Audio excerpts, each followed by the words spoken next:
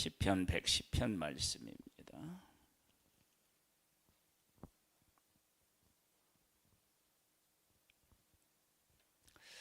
시편은 예수 그리스도에 대한 예언의 말씀으로 아주 유명한 말씀입니다. 예수 그리스도 즉 메시아에 대한 예언의 말씀인데 그렇게 알려져 있는데 이것이 다윗이라고 하는 한 사람의 생애와 그리고 그것이 예수 그리스도의 어떤 삶을 예표한다. 그리고 그것이 우리들하고는 어떤 연관성을 갖게 되는지에 대해서 함께 생각해 보겠습니다. 봅니다. 여호와께서 내 주에게 말씀하시기를 내가 네 원수들로 네 발판이 되게 하기까지 너는 내 오른쪽에 앉아 있으라 하셨도다. 발판이 되게 한다. 그 얘기는 완전히 적과 싸워서 이겨서 원수를 밟는 거예요. 찬양에도 이런 찬양이 있죠. 어떤 찬양이죠? 주께서 전진해 온다. 주의 강한 그 다음에 어떻게 돼요?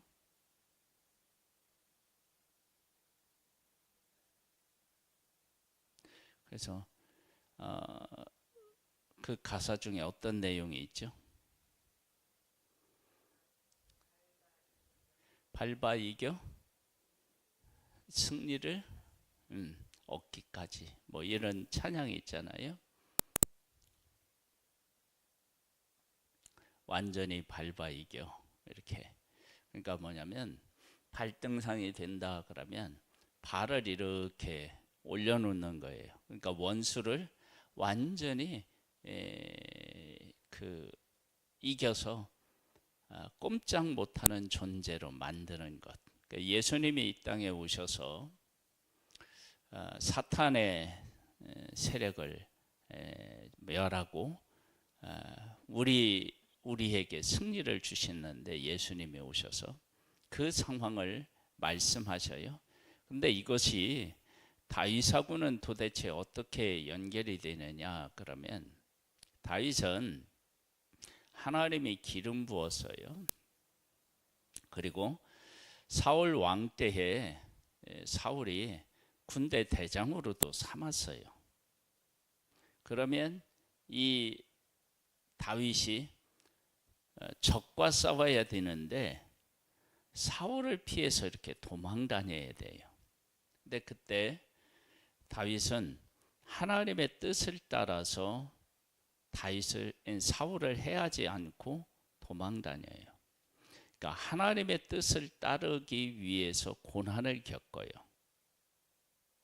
하나님의 뜻을 따르기 위해서 고난을 겪는 그가 왕이 되었을 때 하나님이 어떻게 하시느냐 그러면 다윗이 가는 곳마다 이기게 하셨대요. 다윗이 가는 곳마다 이기게 하셨어요. 그러면 그 승리는 내가 전쟁에 나아갔을 때에만 하나님을 위해서 살아간 것이 아니라 이미 하나님을 위해서 살아간 다윗을 하나님이 받으셔서 다윗이 전쟁에 나갈 때 하나님이 이기게 하시는 그런 역사를 하신 거죠. 우리들이 이것이 이제 우리들로 오면 어떤 것들을 우리가 이제 알 수 있느냐 그러면 우리가 어렵고 힘들 때이지만 하나님의 뜻을 따라 살아가면 하나님이 어떻게 하시느냐 너 가만히 있어. 내가 앞서 가서 싸울게. 이렇게 되는 거예요. 모세라고 하는 한 사람이 하나님 앞에 부름을 받고 애굽에서 40년, 광야에서 40년, 이스라엘의 지도자로 40년을 살아요. 하나님께서 모세라고 하는 한 사람을 불러 그를 훈련시키고 하나님의 백성의 지도자로 삼는데, 그 훈련시키는 과정, 그러니까 모세가 될 수 있는 그 과정이 결코 쉽지 않았어요. 애굽에서는 뭐가 힘들었다고요? 애굽에서는 바로의 왕자로 살아가는데, 내가 바로의 바로의 딸의 아들로, 그러니까 왕자로서 내가 살아가는데, 내가 왕자로서만 살아가면 궁궐은 참 편한 곳이죠. 대접받는 곳이죠. 그런데 그는 40세 되었을 때 민족을 돌볼 생각을 해요. 그러면 궁궐에 있을 때 내가 히브리 사람이고, 그리고 나는 애굽의 왕자인 거예요. 이 둘 사이에서의 이 갈등은 결코 쉽지가 않다고요. 우리가 이제 성경에서는 그런 것들이 드러나 있지 않지만, 평상시에 한번 생각해 봐요. 우리가 대화를 나누는데 애굽 사람들은 히브리 사람을 조롱하고 멸시해요. 그들을 향한 좋지 않은 계획들을 세워요.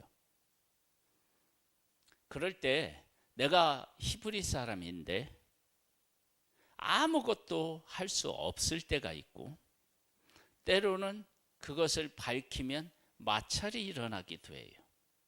여러분, 이러한 삶을 살아간다고 생각해 보면 궁궐에서의 삶이 결코 쉽지 않았던 거예요. 그 다음에 광야에 가서 살아요. 40년 동안 장인 이드로를 만나서 양을 쳐요. 양을 칠 때 양만 쳤겠어요? 내가 왕자로서 살았는데 하루아침에 양치기가 되었어요. 그 환경의 변화에 적응도 힘들었을 것이고, 또 하나님의 백성 편에서 내가 어떻게든 뭔가를 좀 해보려고 했는데 살인자가 되어서 이렇게 쫓겼어요. 도망 나왔어요. 그 사람들에게 다 말 못하며 애쓰던 그 갈등을 겪는 그 40년의 세월이 쉽지 않았겠죠. 그러면서 자기는 점점점 나이가 들어서 80세가 되었다고요. 근데 그 과정을 겪고 하나님의 부름을 받아요, 모세가. 처음에는 거절하지만 나중에는 하나님의 뜻을 받아들이고 그 뜻에 순종해요. 그리고 나서 홍해, 이제 10가지 재앙과 홍해 앞에 섰을 때 하나님이 모세와 하나님의 백성들에게 뭐라고 하시느냐? 그러면 너희는 가만히 있어. 가만히 있어. 오늘 내가 너희들을 위해서 베푸는 구원을 보라는 거예요. 가만히 있으라는 거예요. 이제는 뭐가 어떻게 하시느냐? 하나님이 하시는 거예요. 하나님이. 그래서 모세가 그 이후에 하나님을 위해서 충성된 게 이 자기의 일을 감당하지만, 모세가 한 일이 뭐가 있나요? 한번 생각해 보세요. 광야에서 모세가 할 수 있는 일을 한번 생각해 보세요. 별로 없어요. 왜 그러느냐? 하나님이 다 하셔요. 하나님이 구름 기둥으로 인도하시고 불 기둥으로 보호하시고 다 하셔요. 자, 보세요. 그런 일들에 모세가 개입할 수 있는 요소가 없어요. 만나 내리는데 모세가 뭐 할 수 있나요? 하나님이 만나를 거두는 방법을 말씀하셨을 때 그것을 백성에게 전달하는 것뿐이에요. 백성이 잘못했을 때 모세가 뭐 어떻게 하지 않아요. 하나님이 치셔요.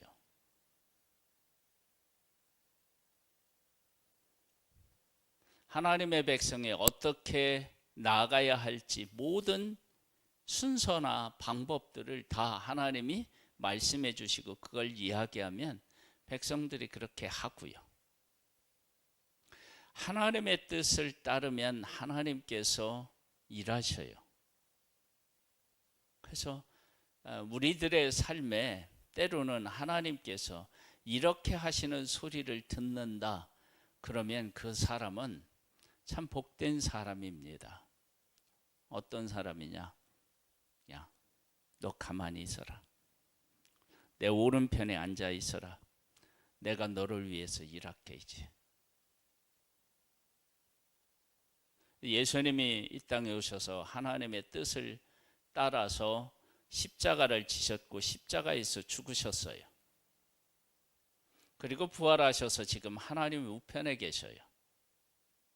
하나님 오른편에 계셔요. 지금은 어떤 때냐? 예수 그리스도의 그 고난과 십자가, 그 부활을 통해서 하나님이 일하고 계셔요. 언제까지? 사탄의 세력을 완전히 멸하고 새로운 세계를 우리에게 허락하실 때까지 일하셔요. 물론 그 이후에도 하나님은 영원한 통치자이시지만 그렇게 일하셔요. 자, 그 다음 볼까요? 여호와께서 시온에서부터 주의 권능의 귀를 내보내시리니 주는 원수들 중에서 다스리소서. 원수리들을 다스려요. 다스리면 원수들은 그 다스림 앞에 굴복하는 거예요. 그리고 주의 권능의 날에 주의 백성이 거룩한 옷을 입고 즐거이 헌신하니 새벽 이슬 같은 주의 청년들이 주께 나오는도다. 여호와는 맹세하고 변하지 아니하시리라 이르시기를 너는 멜기세덱의 서혈을 따라 영원한 제사장이라 하셨도다. 주의 오른쪽에 계신 주께서 그의 노하시는 날에 왕들을 쳐서 깨뜨리실 것이라. 문 나라를 심판하여 시체로 가득하게 하시고 여러 나라의 머리를 쳐서 깨뜨리시며 길가의 시냇물을 마심으로 그의 머리를 드시리로다. 아멘. 하나님이 일하실 때 두 가지가 같이 가야 됩니다. 하나는 원수를 치시는 일이 하나 있고 또 하나는 하나님의 일에 하나님이 하신 그러니까 즉 예수 그리스도를 통해서 이야기한다면 예수 그리스도를 통해서 사탄을 멸하시는 것도 하나가 있고 예수 그리스도를 통해서 하나님의 자녀들을 세우는 일이 한 가지가 있겠죠. 하나는 긍정적으로 하나님의 아들이신 예수 그리스도가 십자가에서 죽으셨기 때문에 하나님의 자녀들이 세워지는 것이 하나가 있고 또 하나는 뭐냐면 사탄을 물리치시는 것이 하나가 있어요. 원수를 물리치시는 것과 하나님이 하시고자 하는, 왜 원수를 물리치느냐? 사탄의 세력에 노예 매여 있었던 인간들을, 우리들을 구원해 하나님의 자녀가 되게 하시는 이 두 가지가 있다고요. 이 두 가지가 같이 일어나는 거예요. 그래서 하나는 뭐냐면 원수를 치는 것이 있고 하나는 하나님의 사람들이 일어나는 것이 있어요. 그 두 가지를 하나님께서 예수 그리스도를 통해서 하셨고 하나님께서 다윗을 받으셨다. 그러면 하나님의 백성들은 일어서고 그 주변에 있는 나라들, 하나님의 백성을 괴롭히는 자들은 하나님이 어떻게 하죠? 치시는 거예요. 그래서 다윗이 어디로 가든지 이기게 하시고 예수 그리스도는 이 땅에 오셔서 십자가를 지시고 죽으셨지만 부활하심으로 그를 따르는 자들은 일어서고, 그리고 하나님을 대적하는 자들은 하나님께서 치시는 일을 이루시는 거예요. 내가 정말로 영향력 있는 삶을 살고 내 인생을 정말 가장 멋지고 위대한 삶으로 내가 세워보고 싶다. 그러면 내가 하나님의 뜻을 따라 내 삶을 드리면 하나님께서 내 삶을 인정하셔서, 야, 너 가만히 있어. 내가 너를 위해서 싸울게. 그렇게 하나님이 하신다. 그러면 그 사람의 삶은 진정 복 있는 사람입니다. 그래서 우리가 힘들고 어렵더라도 하나님의 뜻이 어디에 있는지를 깨달아 알고 그 뜻을 따라서 살아가면 하나님이 이렇게 하시는 거예요. 그래서 1절을 다시 보면요, 여호와께서 내 주에게 말씀하시기를 내가 네 원수들로 네 발판이 되게 하기까지 너는 내 오른편에 앉아 있으라 하셨도다. 그러니까 왜 오른편에 앉아 있으라고 하셨느냐? 지금까지 이가 살아온 삶이 있는데 그 삶을 받아서 이제 너는 어떻게 해요? 평안을 누리고, 그리고 그 네가 살아온 삶을 통해서 내가 일하겠다라고 하나님이 말씀하시는 거예요. 우리의 삶도 하나님의 뜻에 순종하고 하나님의 뜻을 따름으로 하나님께서 우리의 삶을 받으셔서 그 다음에 하나님께서 일하시겠다고 그렇게 말씀하시는 삶, 이런 복된 삶이 될 수 있게 되기를 주님의 이름으로 축복합니다. 사랑하는 하나님 아버지, 우리가 하나님의 뜻을 깨달아 알고 그 뜻에 순종하면 하나님께서 그 삶을 받으시고 일하십니다. 예수 그리스도께서 이 땅에 오셔서 하나님의 뜻대로 십자가를 지셨을 때 주의 뜻을 따르는 자들이 일어서고 교회가 세워집니다. 그리고 사탄의 세력은 멸하셨습니다. 아버지 하나님, 우리에게도 은혜를 베풀어 주시기를 소망합니다. 다윗이 어디로 가든지 이기게 하신 하나님, 우리도 하나님의 뜻을 따라 하나님의 일하심으로 승리의 자리에 있는 하나님의 사람이기를 소망합니다. 주님께서 은혜를 베풀어 주셔서 오늘 내가 있는 자리에서 하나님의 뜻이 어디에 있는지를 깨달아 알고 그 뜻을 따라가는 복된 하나님의 사람으로 은혜를 베풀어 주옵소서. 예수님의 이름으로 기도드립니다. 아멘. 하늘에 계신 우리 아버지여, 이름이 거룩히 여김을 받으시오며 나라에 임하옵시며 뜻이 하늘에서 이룬 것 같이 땅에서도 이루어지리이다. 오늘날 우리에게 일할 양식을 주옵시고 우리가 우리에게 죄 지은 자를 사하여 준 것 같이 우리 죄를 사하여 주옵시고 우리를 시험에 들게 하지 마옵시고 다만 악에서 구하옵소서. 대개 나라와 권세와 영광이 아버지께 영원히 있사옵나이다. 아멘.